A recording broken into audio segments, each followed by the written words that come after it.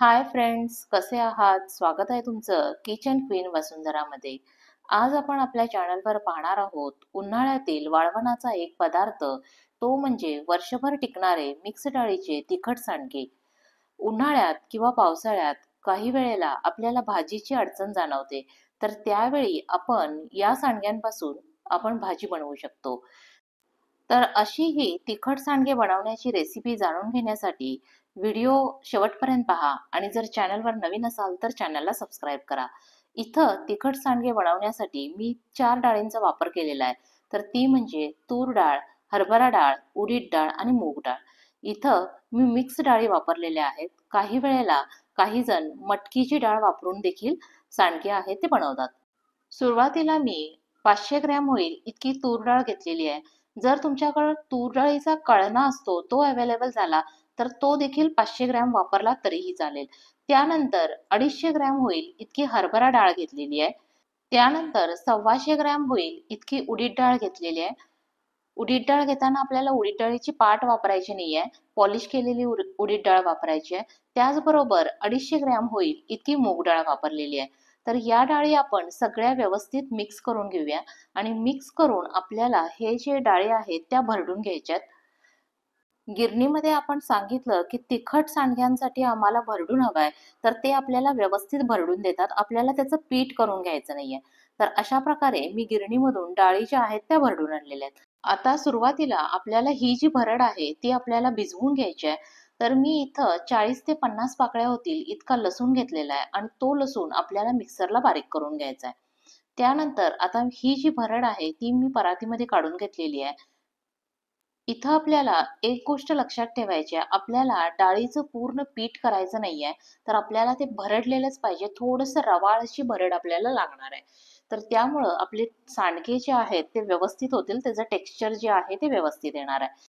आता यामध्ये मी हिंग ऍड करणार आहे. 2.5 टीस्पून होईल इतका मी हिंग ऍड करून घेतलेला आहे. तुमच्याकडचा हिंग जर स्ट्रॉंग असेल तर तुम्ही थोडासा कमी हिंग आहे तो ऍड करा. त्यानंतर मी 1 टीस्पून होईल इतकी हळद ऍड करून घेतलेली आहे. आता आपल्याला याच्यामध्ये लाल मिरची पावडर घालायची आहे. इथं मी कलरसाठीची लाल मिरची पावडर आहे ती वापरलेली आहे. जवळजवळ 5 टेबलस्पून होईल इतकी मिरची पावडर मी त्यामध्ये ऍड केलेली आहे. यानंतर आपल्याला चवीनुसार मीठ घालायचं आहे. इथं मी सुरुवातीला 3 टेबलस्पून होईल इतकं मीठ ऍड करून घेतलेलं आहे. आणि आता आपल्याला हे सगळं कोरडं असतानाच व्यवस्थित मिक्स करून घ्यायचं आहे. जर सुरुवातीलाच आपण त्याच्यामध्ये पाणी ऍड केलं तर सगळीकडं मीठ, मिरची पावडर हे जे आहे ते व्यवस्थित लागलं जाणार नाही. ते एकाच ठिकाणी लागलं जाईल. म्हणून मी कोरडं असतानाच ते सगळं चांगलं व्यवस्थित मिक्स करून घेतेय. यानंतर मी याच्यामध्ये कोथिंबीर घालणार आहे. तर 2 वाटी होईल इतकी कोथिंबीर जी आहे ती मी बारीक कट करून घेतलेली आहे. तर मी कोथिंबीर याच्यामध्ये ऍड केलेली आहे. कोथिंबीर ऍड करून झाल्यानंतर आपण सुरुवातीला लसूण जो आहे तो बारीक करून घेतला होता, तो लसूण देखील आपण याच्यामध्ये ऍड करून घेतलेला आहे. आणि यानंतर आपण हे जे आहे ते सगळं व्यवस्थित मिक्स करून घेऊयात. इथं मी सांडग्यांमध्ये जिरे वापरलेले नाही आहेत किंवा धने जिरे पूड देखील वापरलेली नाही आहे. कारण काही वेळेला जिऱ्यांमुळं सांडगे जे आहेत ते आपले किडू शकतात, म्हणून मी जिरे वापरलेले नाही आहेत. इथं मी कोथिंबीर यूज केलेली आहे. कोथिंबिरीबरोबर तुम्ही 2 टेबलस्पून होईल इतकी कसुरी मेथी जरी त्याच्यामध्ये ऍड केली तरी चालेल. आता हे सगळे जिन्नस जे आहेत ते मी या भरडमध्ये व्यवस्थित हातानं मिक्स करून घेते आणि ते व्यवस्थित मिक्स झाले की आपल्याला थोडं थोडं करून पाणी त्याच्यामध्ये ऍड करून घ्यायचं आहे. आता मला यामध्ये पाणी ऍड करून ही जी भरड आहे ती व्यवस्थित भिजवून घ्यायची आहे. तर ज्या भांड्यामध्ये मी लसूण बारीक केला होता त्याच्यामध्ये पाणी घातलं होतं आणि ते भांडं धुवून ते पाणी मी याच्यामध्ये ऍड केलेलं आहे. सुरुवातीलाच आपल्याला सगळं पाणी एकदम घालायचं नाहीये, तर अंदाज घेत थोडं थोडं करून आपल्याला पाणी ऍड करायचं आहे. आपल्याला ही भरड जी आहे ती मळून घेताना घट्ट अशी मळून घ्यायची आहे. खूप पातळ करायची नाहीये. पातळ झाली तर त्यानंतर आपल्याला ते सांडगे जे आहेत ते तोडता येणार नाहीत. त्यामुळे आपल्याला त्याची कन्सिस्टन्सी जी आहे ती आपल्याला घट्ट अशीच ठेवायची आहे. थोडं थोडं पाणी ऍड करून आपण हे सगळं व्यवस्थित मिक्स करून घेऊया. आता इथं मला परातीमध्ये हे सगळं मिक्स करताना थोडीशी अडचण होत होती. त्यामुळं हे सगळं मी एका मोठ्या भांड्यामध्ये शिफ्ट करणार आहे आणि त्याच्यामध्ये मी सगळं व्यवस्थित मळून घेणार आहे. भांडं जे आहे ते लहान असेल तर आपल्याला ते व्यवस्थित मळता देखील येणार नाही, सगळं चांगलं मिक्स देखील होणार नाही. म्हणून मी परातीमधून ते एका पातेल्यामध्ये शिफ्ट करून घेतलेलं आहे आणि थोडंसं प्रेस करून मळतीये. मळताना देखील आपल्याला काळजी घ्यायची आहे. त्याला पाणी अजिबात जास्त होता कामा नये. आता इथं तुम्ही पाहू शकता, हे मळून जे आहे ते तयार झालेलं आहे आणि ते अतिशय घट्ट असं मी ठेवलेलं आहे. लागलं तर आपण नंतर पाणी जे आहे ते ॲड करू शकतो. उद्या सकाळी जर आपल्याला सांडगे बनवायचे असतील, तर आदल्या रात्री आपण हे सगळं भिजवून ठेवायचं आहे. ते जेणेकरून त्याच्यामध्ये पाणी व्यवस्थित मुरलं जाईल आणि आता आपण बघू शकतोय ते खूप पातळ असं काही झालेलं नाहीये. तर घट्ट असं आहे. तर आपण त्याचे आता सांडगे बनवायला सुरुवात करूयात. सुरुवातीला मी एका छोट्या प्लेटमध्ये थोडीशी त्यातली भरड जी आहे ती काढून घेतलेली आहे. तयार केलेलं पीठ जे आहे ते काढून घेतलेलं आहे. हाताला थोडंसं पाणी लावून घ्यायचं आणि त्यातला छोटे छोटे गोळे घेऊन अशा प्रकारे आपल्याला सांडगे जे आहेत ते घालून घ्यायचे आहेत.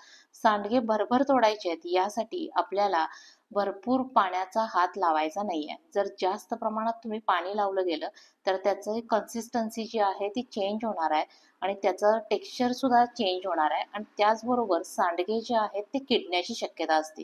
त्यामुळं जितकं कमी पाणी लावाल तेवढे सांडगे जे आहेत ते तुमचे काय असतील, चांगले होणार आहेत. सांडगे घालताना आपल्याला खूप मोठे असे घालायचे नाही आहेत. थोडेसे मीडियम असतील किंवा थोडे बारीक असतील तरी चालतील. कारण शिजल्यानंतर सांडग्याची भाजी जी तयार होणार आहे तर त्यावेळी या सांडग्याचा आकार जो आहे तो आणखी थोडासा वाढण्याची शक्यता असते. त्यामुळं आपल्याला खूप मोठे असे घालायचे नाहीयेत आणि आपण जवळ-जवळ जरी घातले सांडगे तरी देखील चालतील. नंतर सुकल्यानंतर ते आपोआप काय होतील, सेपरेट होऊन जातात. सांडगे घालण्यासाठी मी इथं प्लेन पत्रा असा घेतला होता आणि त्याच्यावर प्लास्टिक पेपर जो आहे तो कव्हर करून घेतला होता आणि त्यावर मी सांडगे घातलेले आहेत.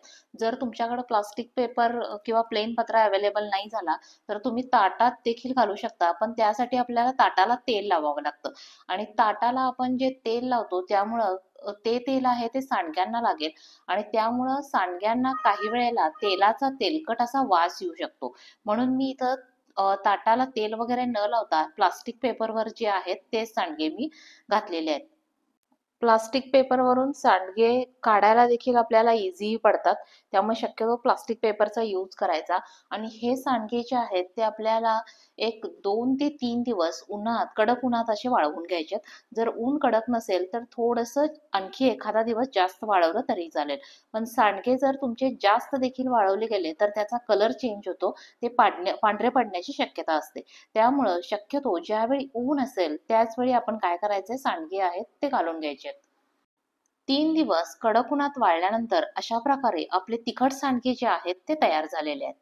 तर ही होती आपली आजची वाळवणातील एक पदार्थ, तो म्हणजे तिखट सांडगे बनवण्याची रेसिपी. रेसिपी आवडली असेल तर व्हिडिओला लाईक करा, शेअर करा आणि अशाच नवीन नवीन रेसिपीसाठी चॅनलला सबस्क्राईब करा. तोपर्यंत बाय बाय.